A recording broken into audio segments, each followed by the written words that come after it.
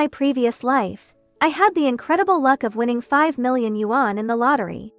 However, I spent 4.99 million treating my boyfriend's sudden illness. Once he recovered, he bought a plane ticket and eloped with his true love. After facing life and death, I realized that she is the one I truly love. Refusing to give up, I purchased a ticket to chase after him, only to be humiliated by both of them. As I boarded my flight back home, a plane crash occurred, and to my shock, I found myself reborn. This time, I woke up 2 days before I won the lottery. Chapter 1. Baby, wake up! Wake up! I jolted awake, my boyfriend's slightly anxious face coming into focus. Seeing me open my eyes, Louis let out a relieved sigh and gently wiped the sweat from my forehead. Baby, did you have a nightmare? Let me get you a glass of water. I scanned the room, feeling a mix of familiarity and strangeness. This was my home? Hadn't I died?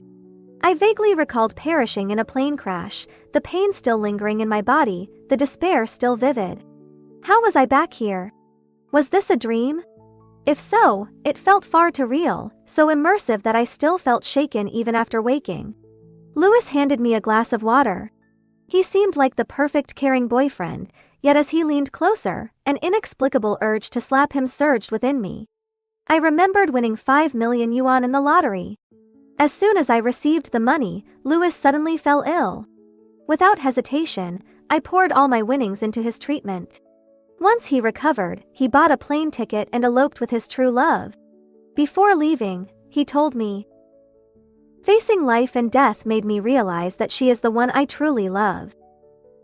Unwilling to accept this betrayal, I pursued him, demanding an explanation, only to be humiliated. On the flight back, I wept uncontrollably, and then the plane encountered severe turbulence and was struck by lightning. After that, I felt excruciating pain and remembered nothing more. As these fragmented memories flooded back, my head throbbed. My body's memories insisted that this wasn't a dream, I had been reborn. "Baby, are you still feeling unwell?" Louis asked, gently stroking my forehead, concern etched on his face.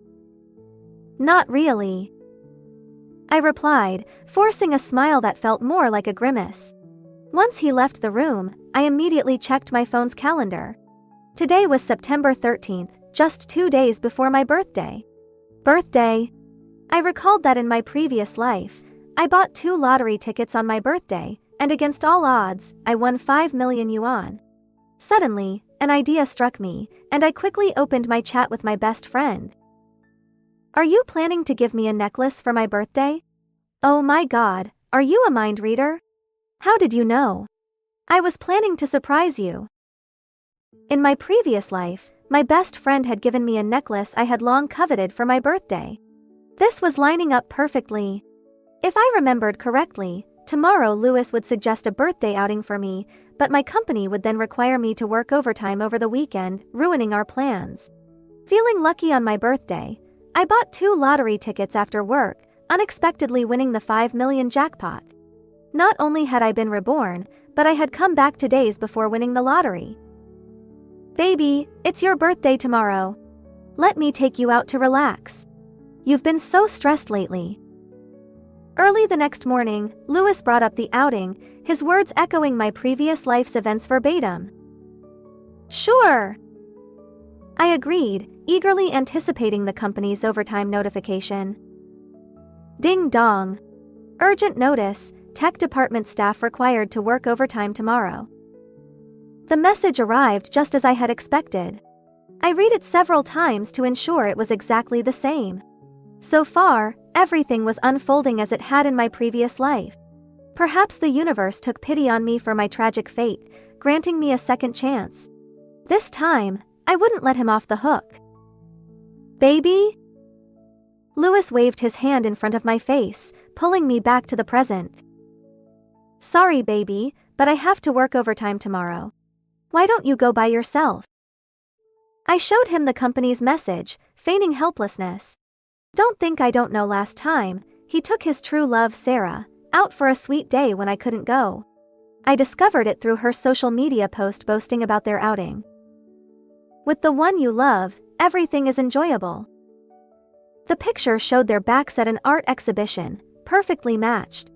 I hadn't recognized Louis then. "All right." Louis replied, disappointment evident in his voice, though I caught the slight smile he couldn't suppress as he turned away. That night, I told my company I wanted a promotion and a raise. This dead-end job forced me to work endlessly for a pittance. In my previous life, I endured it just to stay close to Louis, thinking we could go home together after work. I should have quit ages ago. A promotion and a raise. Dream on. If you can't handle it, leave. Fine. I've been wanting to quit for ages. I slammed my hands on the table and stormed out. My attitude left my obnoxious boss fuming. He likely never imagined that the usually invisible employee would dare to stand up to him. As I left, I took everything I could from the office, considering it my rightful due. The next day, I walked into the familiar lottery shop at the same time as in my previous life, my heart racing. Even though I was reliving this moment, I wasn't sure if my choices would change the outcome this time around. Chapter 2. Boss, I'd like to buy 2 lottery tickets. Perfect timing. These are the last 2. Which one do you want? My hands trembled as I accepted the tickets, feeling a thrill I had never experienced before while scratching off a ticket. I carefully peeled back the coating, and when I saw the numbers, my heart raced with uncontainable joy. I really won. 5 million. I won 5 million. I fought to suppress my elation, managing to keep a straight face.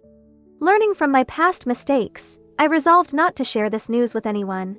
In my previous life, I had let my excitement spill over and told the lottery shop owner. The next day, reporters flocked to interview me, and soon everyone knew. That brought a host of problems, with distant relatives suddenly appearing, hoping to cash in on my good fortune. This time, I decided to keep the win to myself. I tucked the ticket away safely in my bag and headed home. When I walked in, I found Louis had prepared a cake and a feast. In my past life, I had been so touched that I immediately shared my winning news with him. We embraced, tears of joy streaming down our faces as we dreamed of our future together. He had assured me he would accompany me through the entire prize-claiming process to protect me from unwanted attention. At the time, I praised his thoughtfulness. Now, I couldn't help but smile bitterly. I had been so naive in my previous life. This time, I wouldn't let him take anything from me. Louis presented himself as the perfect boyfriend, flawless in every way.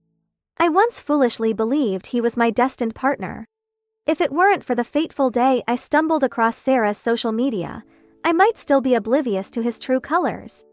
A cold smile crept onto my lips. It wasn't yet time to confront him, and letting him off the hook would be a disservice to the memory of my tragic end in my previous life. I dug out the prize-claiming guide I had saved on Jihu, never imagining it would come in handy. After thoroughly studying it, I armed myself with knowledge and set off to claim my prize discreetly. Due to the large sum I had won, the claiming process was somewhat complicated. After preparing all the necessary documents, I made the rounds from the city lottery center to the provincial lottery center, finally sorting everything out. After taxes, I was left with 4 million. As I watched my bank account balance skyrocket, I felt like I might faint from sheer happiness. 4 million. How many years would it take for me to save up that amount? In my previous life, I barely had the chance to savor my winnings before Louis fell ill. The doctor had said his treatment would cost 4.99 million, and after taxes, my prize money of 4 million was woefully inadequate. Seeing my hesitation, Louis's parents fell to their knees, tears streaming down their faces as they begged me to save their son. Susan, as his girlfriend, you wouldn't want him to suffer, would you? Only you can help him. Please, save him. His mother pleaded. My son is still young, he can't die. We know you just won 5 million. You can't let him die. His father added. Their desperate pleas shattered my hesitation, and I handed over all my prize money and savings, while they scrambled to borrow the rest to cover his medical expenses. During his recovery, I quit my job to care for him, learning to make a variety of soups to nourish him. Despite the challenges, I never felt resentful. I only prayed for his recovery, willing to do anything for him. I could outshine any love-struck heroine. But on the day he was discharged, Sarah arrived. Louis ignored me completely and took her hand. "I'm here to take him home," she declared, dressed in white with her long hair cascading down her back, her smile as sweet as ever. As I locked eyes with her, I noticed her expression, a calm facade masking her disdain, as if she were a victor surveying a defeated opponent.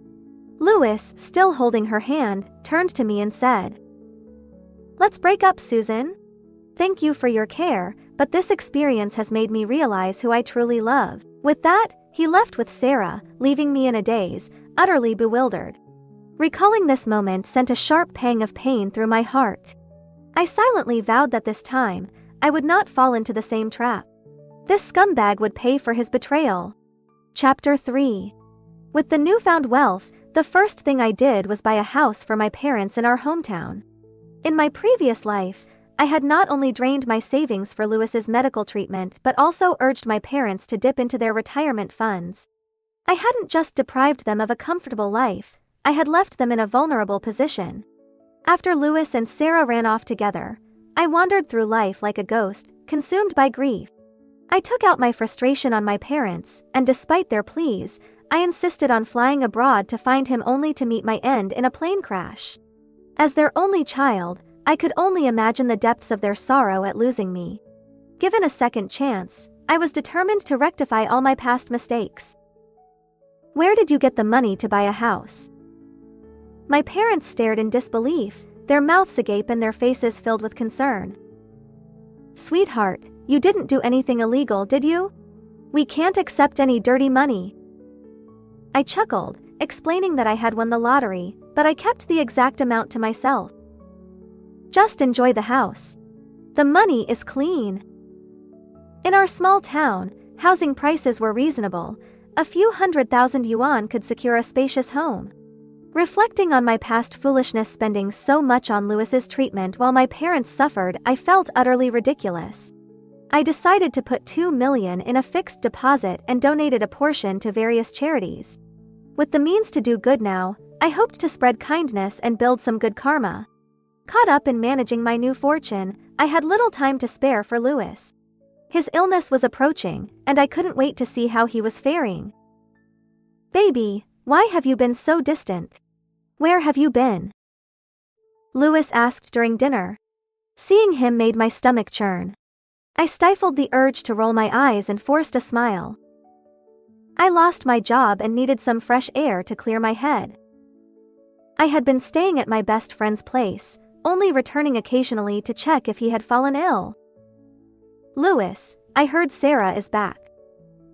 I said this casually, keenly observing his reaction. His hand froze mid-air, and a flicker of unease crossed his face. She's back? What does that have to do with me?" He stammered, guilt etched on his features. Louis was a year ahead of me in college. He helped me move in and showed me around campus, his demeanor gentlemanly. I had developed a crush on him. I was oblivious to the fact that he had a girlfriend until he brought Sarah to a department outing. Dressed in an elegant dress with long hair cascading down her back, Sarah stood beside Louis, embodying a perfect couple. Everyone praised them as a match made in heaven while I felt my heart shatter. After that, I buried my feelings deep within, secretly tracking Sarah's social media to glimpse their happiness from afar. Sarah frequently shared her life online, providing me insight into their relationship and why they eventually broke up. It turned out that just before graduation, she had fallen for a wealthy heir and left with him to study abroad. I lost interest in her updates until our paths crossed again during my internship. Coincidentally, we lived just a street apart, and after a chance encounter, we reconnected. By then, my feelings for Louis had faded, but when he turned on his charming demeanor, I found myself drawn back in. As my thoughts returned to the present, I glanced at Louis. Without the rose-colored glasses of love, I saw him for who he truly was, ordinary and unremarkable. I couldn't help but wonder why I had once idolized him so much. My best friend had been right all along. I had been hopelessly caught in the throes of infatuation. Chapter 4. I returned to face him with a single purpose, to find evidence of his affair with Sarah. While he was in the shower, I unlocked his phone and logged into his WhatsApp on my computer. Thankfully, he was not particularly cautious, and everything went smoothly. I copied all the files from his computer and accessed his WhatsApp messages. It turned out he had never severed ties with Sarah, even while she was abroad with that wealthy guy. I didn't have time to read everything in detail, so I snapped photos of each page. Once I had everything documented, I restored his phone to its original state and pretended to scroll through mine, keenly observing his reaction. He seemed oblivious, still smiling at his screen, likely chatting with Sarah. I gathered a few things and decided to head to my friend's place. One meal with him was enough, sharing a bed with him was unbearable. I made up an excuse to leave, relieved he didn't press me for details. At my friend's house, we went through all the evidence we had collected. "Is this the guy you pinned for in college?" she teased, pointing to his messages with Sarah. "I don't love her. I've been waiting for you all this time. She's just a distraction," he had texted. "She doesn't compare to you. Don't worry, I'll break up with her soon." His insincere words were endless, almost laughable, claiming to love me while belittling me to another woman. But I no longer cared, his words suited my agenda perfectly. As we organized the evidence, we discovered that Lewis had been buying gifts for Sarah and transferring her money. I even uncovered hotel reservation records linked to them. Additionally, I found a significant contact in his address book, his primary doctor from my previous life, Dr. Charles. But why had he contacted him so soon before his illness was diagnosed? Something felt off, so I asked my friend, who knew a private investigator, to look into the nature of their relationship. Afterward, I checked Sarah's social media. She loved to flaunt her life online, and just a few days ago, she had posted a photo of an expensive necklace and handbag, items I recognized as being in Lewis's shopping cart. "Gift from someone, but just okay," she captioned it. I took screenshots of all the evidence, along with my own accusations, and spent the entire day crafting a 63-page presentation with my friend. Exhausted, I stretched and let out a sigh of relief before heading off to bed. The next day, I announced that I was going back to pack my things, and my friend insisted on coming with me. I figured having an extra set of hands wouldn't hurt. My belongings fit neatly into 2 suitcases, and I threw away everything that reminded me of Lewis. Once I had packed, I waited for him to return. "Sweetheart, why are you back?" he asked, surprise evident in his voice. "This is my home. Can't I come back?" I replied, as if it were the most natural thing in the world. He noticed the suitcases and asked, "Where are you going?" "I'm breaking up with you, Lewis," I stated flatly. Saying it felt oddly liberating. I had no emotional turmoil, only impatience. Why should I need to put on a show for him? "I don't agree," he said, taken aback. "What right do you have to disagree?" I retorted, tossing a printed photo of him and Sarah at him. It had been taken from her social media, though just a shot of their backs. I recognized them instantly. "Don't think I'm oblivious to your little affair. But it's fine, I'm done with you. Consider yourself dumped." Lewis stared at me, dumbfounded, unable to reconcile the sweet girlfriend he knew with the woman before him. As I headed for the door, I remembered something important. "Oh, by the way, I bought this house. New tenants are moving in the day after tomorrow. You have 1 day to vacate. I trust you can find a new place easily enough." I brandished the property deed in front of him, relishing the moment. Buying the house just to serve him this justice felt incredibly satisfying. Chapter 5. Renting a place might be easy for him, but not now. Checking his phone, I saw he had little money left, with just a few hundred yuan in WhatsApp and less than 3,000 in his bank account. His parents constantly asked for money, and he spent lavishly on Sarah, draining his savings. When we lived together, I paid most of the rent and bills. He wanted healthy home-cooked meals, so I shopped and cooked daily. Now I saw he contributed little financially or emotionally. "You were amazing. Is this really your house? I thought you faked the deed to fool him." My friend marveled at the deed. I transferred her 8,888 yuans.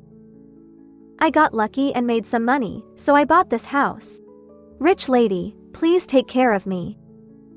Freeing myself from Louis felt liberating, especially knowing his illness was imminent. But I wanted him to suffer more. I wanted him to be ruined. That night, I created new social media accounts, sharing the 63-page presentation, portraying myself as a victim of betrayal. My words were filled with sorrow, evoking sympathy. Buying ads boosted the post's reach, attracting a flood of supportive comments and stories from others with similar experiences, denouncing cheaters. With my friend's influencer account, the story gained traction, trending online. I didn't hide their social media profiles. Sarah quickly deleted hers, leaving Louis to bear the brunt of the backlash. How dare you hurt such a beautiful woman? You're a disgrace. You're worse than dirt, the lowest form of life. You don't deserve her.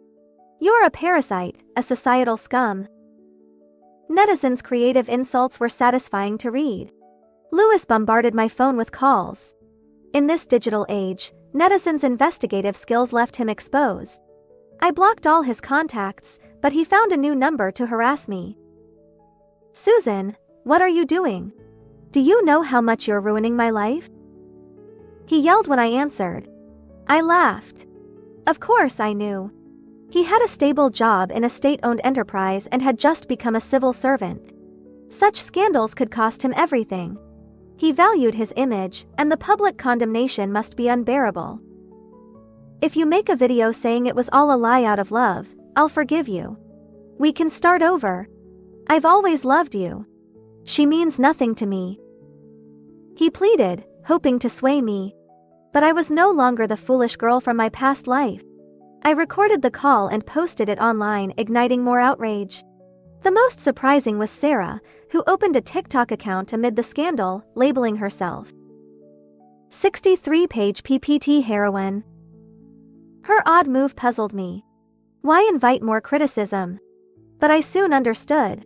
She posted a video downplaying her role, inviting more insults but requiring followers to comment.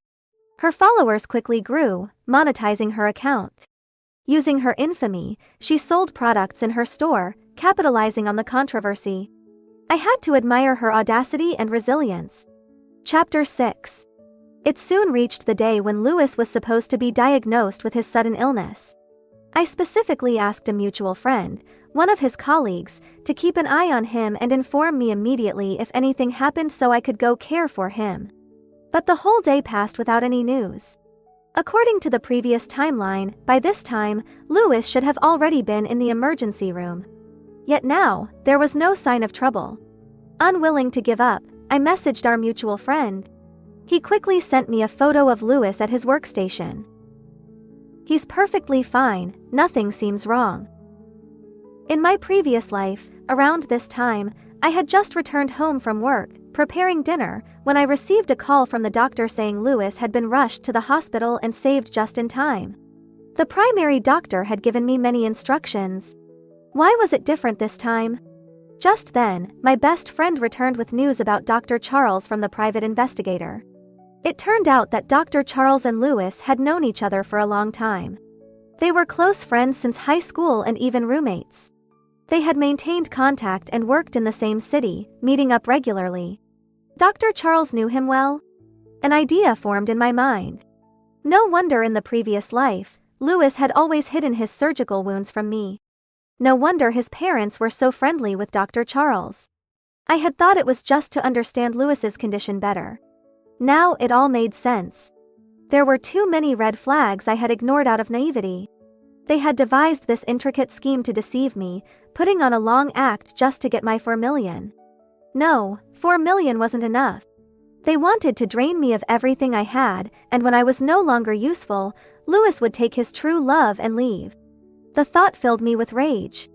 In my previous life, I had died in anguish. In this life, letting him off with just this much was too lenient. My anger wouldn't be assuaged until he truly suffered. I could stir up the public opinion further. The netizens, with their keen investigative skills, had already dug up his entire history. They even found out about his high school girlfriend and their child out of wedlock. This bombshell was confirmed by his ex-girlfriend herself. This revelation caught me off guard. I had never known about it. The netizens also uncovered his mother's social media account, which featured many videos of a young girl who bore a striking resemblance to Lewis. I remembered seeing his mother send him photos of this girl before. He had told me she was his much younger sister, a late addition to the family. I had believed him, understanding why he sent half his salary to his parents every month. It turned out she wasn't his sister but his daughter. This revelation was explosive. With this new scandal, the fading heat of the story reignited, growing even more intense. Lewis, who had recently secured a civil service job, was now facing severe repercussions. Due to his conduct and the negative social impact, he was fired during his probation period. This wasn't just a scandal, it spoke volumes about his character. No reputable company would dare hire him now. Reportedly, his parents, learning about his dismissal, caused a huge commotion at his workplace, bringing along numerous relatives. The scene was chaotic, with security unable to manage the situation, forcing the management to call the police.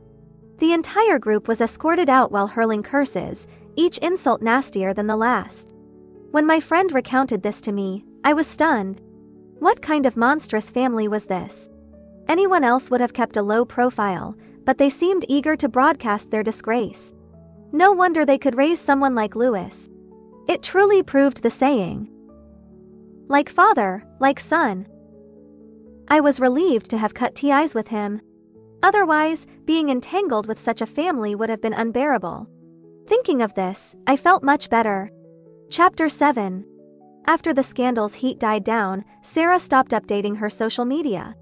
She was far better off than Lewis. Despite the backlash, she capitalized on the attention, making significant money through online sales and live streaming. For Lewis, being publicly disgraced was perhaps the most painful punishment. His prideful nature couldn't withstand such a downfall, like being pushed into a swamp with no way out. With the matter settled, my best friend and I took a month off to travel around our beautiful country. I finally achieved my dream of seeing the world. My past life had held me back too much, but now I had no more burdens, allowing me to enjoy the wonders of the world. My best friend kept Lewis on her social media, occasionally posting pictures of our travels. Seeing how well I was doing without him would undoubtedly torment him. The happier I was, the more it hurt him. I was sure he was miserable seeing me thrive. As expected, within half a month, Lewis couldn't contain himself. Somehow, he managed to get my new number and contacted me. "Susan, I really know I was wrong. Please forgive me. I'll only love you from now on. I have nothing left, only you." His voice was choked with sobs, sounding deeply remorseful, but I found his performance disgusting. "Go to hell, you scumbag. Stay away from us." My best friend snapped, grabbing the phone before I could respond. "How dare you say that? Have some shame and get lost." She continued, her insulting skills impressive and satisfying. "Did you hear that? Get lost. I have nothing to do with you." With that, we blocked him. Just hearing his voice felt like contamination. Half a month later, my best friend had to return to work, and I accompanied her. As soon as we got back, a friend informed me that Lewis had been hospitalized. Well, isn't this a pleasant surprise? After losing his job, Lewis couldn't find new employment. No company wanted to hire someone with his scandalous past. Refusing to return home, he ended up working at a construction site. You wouldn't believe it. When I saw him, he was unrecognizable. Dark, thin, lifeless. My friend continued, and I finally heard what I most wanted. Lewis had been hospitalized. Construction work was tough, and Lewis, unaccustomed to physical labor, collapsed after a few days, being rushed to the hospital. If it were just a fainting spell, it wouldn't be a big deal. But doctors found severe health issues, not life-threatening but serious. What illness does he have? I'm not sure, but treatment will cost a lot, potentially millions. Could it be the same illness he faked in my previous life? This time, karma had caught up with him. Justice might be delayed, but never denied. Since he was hospitalized, I decided to Visit. I bought a wreath usually used for funerals and brought his least favorite apples. Seeing him lying weak in bed filled me with glee. Don't get me wrong. I'm here to see if you're dead so I can celebrate. Why do you hate me so much? Louis struggled to speak. Because you deserve it. Many details of my past life faded, but the deep-seated pain remained. Now, I wanted him to feel the despair I had once felt. I left the hospital without looking back. I didn't want him to die easily, he needed to suffer, to repent for his actions in endless pain. The sun shone brightly outside, roses climbing the white hospital walls. Sunlight bathed my shoulders as I walked away, living my life to the fullest, a life Louis could no longer enjoy. Chapter 8. Epilogue 1. The next time I heard about Sarah was half a year later. My best friend, an influencer in the entertainment world, had many connections. One day, discussing gossip with colleagues, she asked about Sarah. To her surprise, someone knew. Apparently, Sarah had capitalized on the scandal, making significant money through online sales and live streaming. Many wealthy patrons, attracted to her beauty, showered her with gifts. Soon, she started a relationship with her top supporter.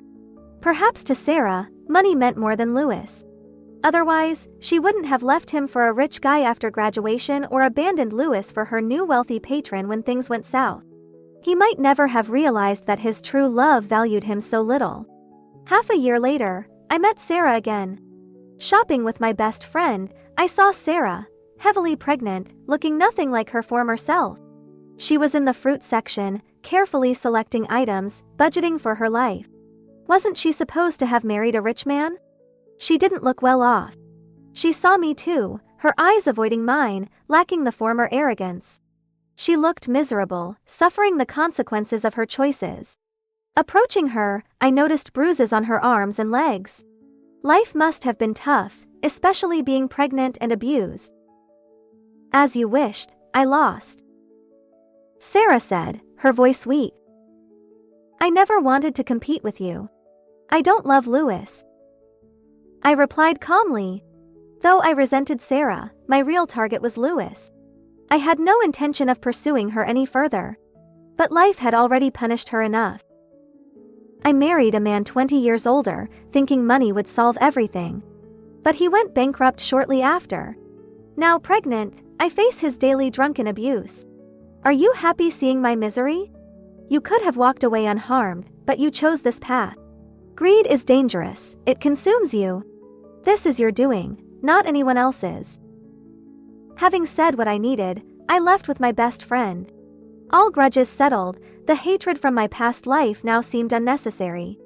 This life, I would live fully and happily. The end.